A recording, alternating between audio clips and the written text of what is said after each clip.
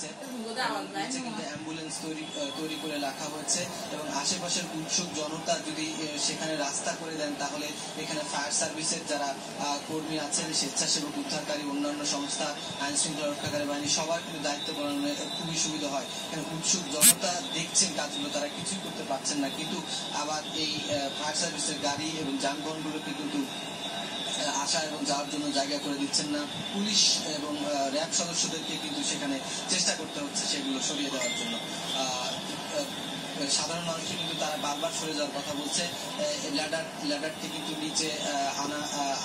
নিচে এনে রাখা হচ্ছে। এখন সেখানে আমরা দেখার চেষ্টা করবো কজনকে আনা হলো। আরেকটি ল্যাডার কিন্তু উপরে প্রস্তুত রাখা হয়েছে, যে মানুষগুলো আটকে রয়েছে 12 এবং 13 তলায়, সেখানে কিন্তু ল্যাডারটি আস্তে আস্তে নিয়ে যাওয়া হচ্ছে এবং একই সঙ্গে আগুনও জ্বলছে। ফায়ার সার্ভিসের কর্মীরা আগুন নেভানোর চেষ্টা কিন্তু অব্যাহত রেখেছেন। আসলে বহুতল ভবনে যখন আগুন লাগে, ফায়ার সার্ভিসের পক্ষে আসলে হাতে গোনা 2 থেকে 3টি, এখানে যেরকম 4 জন মানুষ, এখন 2 জন মানুষ আগুন নেভানোর কাজে অংশ নিতে পারছেন, কারণ বহুতল ভবনে তাদের ল্যাডারও এখানে 3টা আমি দেখতে পাচ্ছি। তাদের কাছে যা আছে সবকিছু তারা কিন্তু